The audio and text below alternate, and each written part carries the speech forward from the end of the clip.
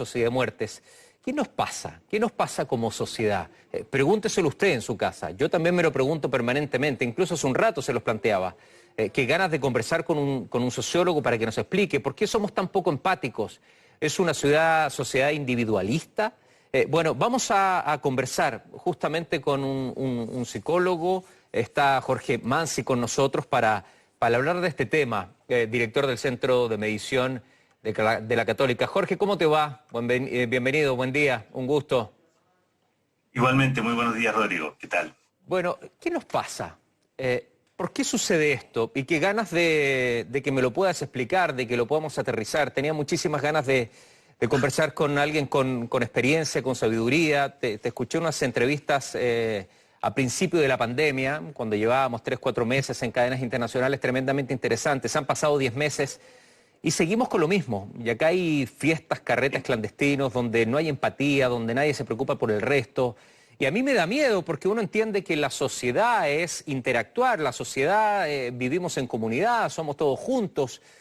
Pero acá es una enfermedad, acá se está muriendo gente y quiero que me des una explicación de por qué está sucediendo esto.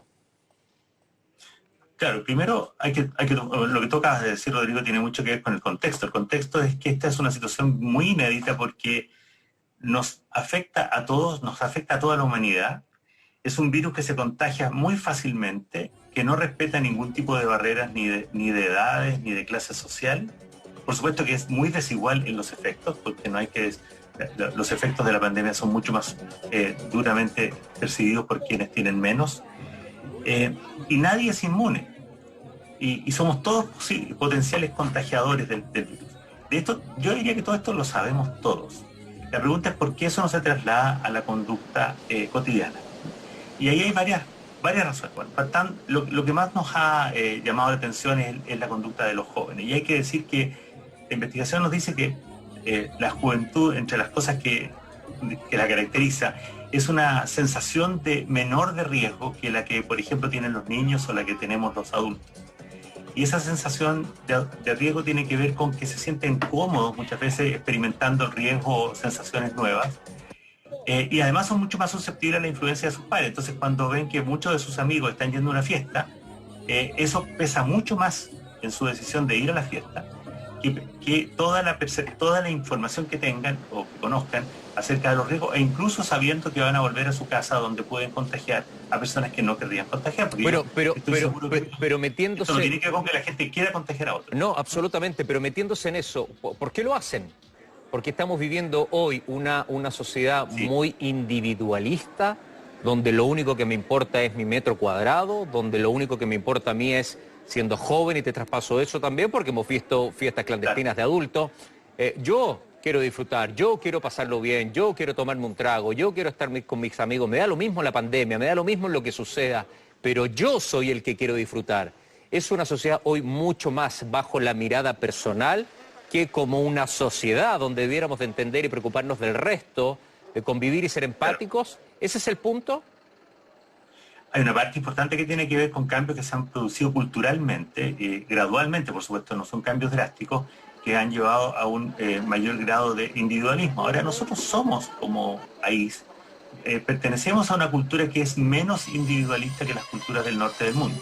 Seguimos siendo. Pero a pesar de todo ha penetrado mucho esta idea, ¿no?, de que cada cual construye su destino y cada cual tiene derechos, por ejemplo, porque esto tiene mucho que ver con lo que nos está pasando, el derecho a hacer lo que uno considera correcto, independientemente de las consecuencias que tienen para los demás. En la mente de las personas, todos están pensando que lo que están haciendo no tiene riesgos para otros, porque en general la gente subestimamos el daño que nosotros causamos. Nos damos cuenta cuando otros lo hacen, y eso es bastante evidente, la gente se enoja mucho cuando ve estos eventos, pero no se enoja tanto consigo mismo, porque todos nos justificamos nuestras propias transgresiones. Yo quiero decir que en una pandemia tan extendida, todos hemos transgredido en algún momento las normas con las cuales nos hemos regido, ojalá la mayor parte del tiempo. Y el problema es que esta pandemia es tan maldita que una transgresión puede ser suficiente para causar daño. Jorge, entonces, hubo una fiesta clandestina en Cachagua, y ayer el ministro entrega que hay 20 contagiados ahí, 20 contagiados, y de esos contagiados van a ir a su casa, hay padres, hay personas mayores, etcétera. Entonces, hay una irresponsabilidad muy grande y hay un término muy interesante que tú utilizas que es que yo no estoy justificando mi error, o sea, como que justifican sus transgresiones, pero si yo lo veo en un tercero, oh, qué mal, que se equivocó, pero yo no me estoy equivocando cuando hago ese acto. Y eso es gravísimo. Eso también, ¿desde dónde viene? ¿Cuál es la génesis? ¿Responsabilidad de los padres? ¿Responsabilidad de la educación? Porque acá no hablamos de la gente que está en Cachagua y que tenga problemas de haber ido a un gran colegio o con escasez de educación. Mira, sucede que lamentablemente los seres humanos tenemos una asimetría, voy a decir, en la forma en que nos juzgamos a nosotros mismos y juzgamos a los demás. En general somos mucho más duros, drásticos en juzgar a los demás, porque en los demás solamente vemos lo que hacen. Con respecto a nosotros pensamos en por qué hacemos lo que hacemos. Entonces nosotros nos justificamos. Nosotros hicimos un estudio pocos años atrás en que le preguntamos a gente si cometía cierto tipo de transgresiones. Por ejemplo, estacionarse en un lugar reservado para discapacitados. O, por ejemplo, falsear el currículum para conseguir un mejor empleo, ¿ya? Y la gente dice que en general eso no lo hace ellos.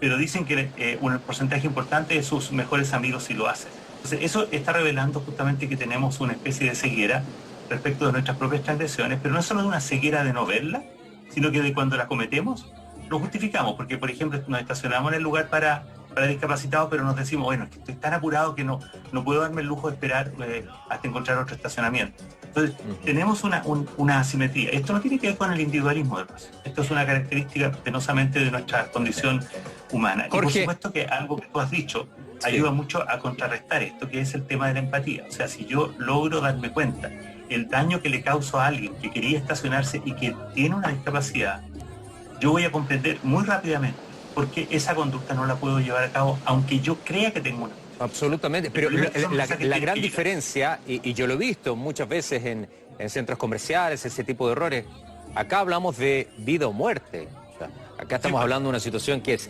diametralmente opuesta. Veamos la mirada positiva hacia adelante. ¿Qué tenemos que hacer para mejorar? Porque acá las embarradas ya se las mandaron y se las siguen mandando. Sí. No muchos, pero varios, ¿sí? El porcentaje no es tan alto, hay un porcentaje muy alto de la sociedad que se ha comportado muy bien y a quien hay que felicitar, pero hay un porcentaje mínimo que lo ha hecho muy mal y hay que retarlo y hay que decirle efectivamente las cosas. Si yo miro hacia adelante, ¿en qué tenemos que mejorar? Hay, para mí, varios puntos. Uno, hay una autoridad que carece de credibilidad, pero hay otras autoridades que sí tienen credibilidad. Entonces hay un mensaje que viene desde arriba y es la política del chorreo, ¿no? Que vienen para abajo lo que te dicen desde arriba y ahí estás, tú lo tomas o no lo tomas. Hay credibilidad en el mensaje tiene que ser distinto, cómo comunicamos, porque esto va subiendo, el alza de contagios va subiendo. Entonces, bajo esa perspectiva tuya, que entiendes y mucho a la sociedad, ¿qué debemos hacer?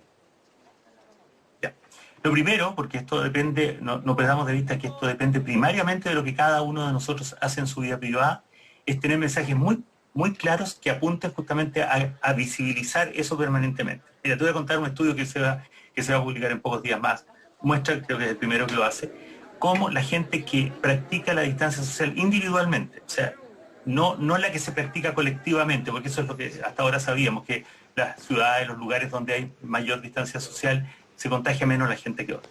Pero individuos que se han comportado de manera más cuidadosa en la distancia social, se contagian menos, 4 meses después. Este es un estudio longitudinal breve que se hizo en Estados Unidos. Y que es muy relevante, porque nos muestra justamente que lo que cada uno de nosotros hace tiene consecuencias sobre nosotros e indirectamente sobre nosotros, porque cada uno de nosotros al no contagiarse no contagiamos a otro, y cada vez que nos contagiamos, contagiamos a otros. Entonces, esa es una primera cuestión, que visibilizar lo que cada uno de nosotros tiene que hacer responsablemente. Segundo, visibilizar que esta es una pandemia colectiva y que tenemos que tener presente la preocupación por otros, porque nuestra conducta, como nunca, puede afectar a otros y, como tú decías, puede llevar a la muerte a otros. Tercer lugar, mostrar que la gran mayoría de la gente hace lo que se espera que se haga. Estas fiestas son la excepción, no son la regla, no son la norma. Y los seres humanos somos muy sensibles a lo que hace la mayoría.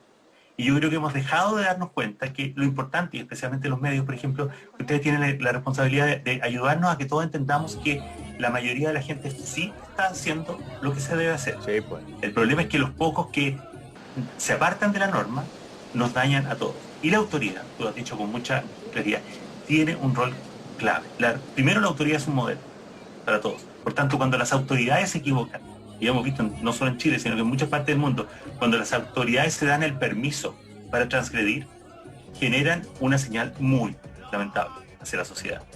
Y es una pérdida de credibilidad.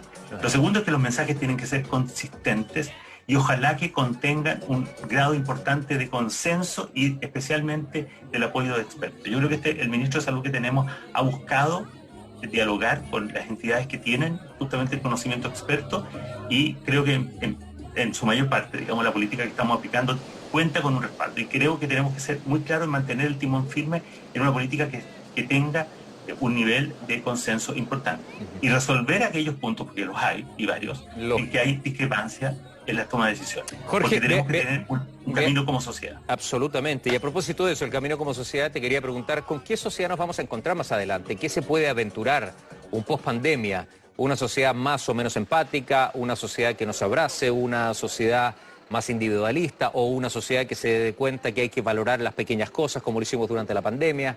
¿Con qué nos podríamos encontrar los próximos meses o el próximo año, por ejemplo? Mira, vamos a estar, este es un hito que va a tener va a ser un punto de referencia gigantesco en la humanidad por mucho tiempo. Va a permanecer activo en la memoria colectiva por mucho tiempo y no sabemos por cuánto, por cierto. Lo que sí es cierto es que por otro lado, es que esta es una pandemia que ha afectado cosas muy básicas de la condición humana, como es el contacto con otros. Y hay una necesidad casi biológica en las personas, ciertamente, psicológica de todas maneras, por tener contacto con los demás. Entonces nos va a costar mucho renunciar a eso por un tiempo prolongado. De hecho se nota, y las fiestas en parte reflejan justamente la necesidad de contacto que las personas tienen en periodos de fiesta, por ejemplo, de festividad. Entonces, yo creo que los seres humanos, mira, mi predicción es que va a llegar un momento, no sé en cuánto tiempo, pero en algunos años más, en que vamos a, si es que no ocurre otra pandemia, otro desastre de esta naturaleza, vamos a volver seguramente a niveles parecidos a las conductas que teníamos antes y que llamábamos la normalidad. Pero mientras tanto, va a depender mucho lo que nos pase de cómo salgamos y de cuáles sean los mensajes que privilegiemos al salir. Si nos vamos a ser capaces de sacar las lecciones, por ejemplo, de rescatar qué es lo que nos unió, rescatar qué es aquello que construyó una respuesta colectiva positiva, qué es lo que nos permitió ser más empáticos y especialmente solidarios con quienes están sufriendo más, que no es solamente un tema de quienes son mayores, por ejemplo, sino que especialmente quienes tienen menos, porque la crisis es muy desigualmente vivida por los que tienen menos y los que tienen más. De eso va a depender mucho el tipo de sociedad que tengamos. Jorge, y eso es algo que depende no solo de los políticos, depende también de ustedes, los medios de comunicación. Absolutamente. Y depende de todo lo que podemos aportar desde la academia y desde distintos ángulos para que ojalá saquemos las lecciones que nos permitan ser una mejor sociedad después de esta gran crisis. Sí, yo lo entiendo como una aldea global, ¿sí? Donde estamos todos adentro y pertenecemos a una misma casa, un mismo hogar. Como nunca. Como nunca. Jorge, te quiero dar las gracias. Gracias por tu tiempo, por tu paciencia, de haber respondido preguntas que tal vez son medias incómodas y que no tienen una respuesta tan objetiva, considerando que somos todos individualidades tan distintas, con pensamientos tan divergentes que a veces cuesta tener una sola conducta y una sola respuesta para movimientos de masas. Te mando un abrazo y que tengas un lindo domingo. Igualmente tú, Rodrigo. Muchas gracias por la invitación. Gracias a ti. Bueno, el debate por la conducta de los jóvenes, lo que recién hablábamos con Jorge a la hora de enfrentar la pandemia, se ha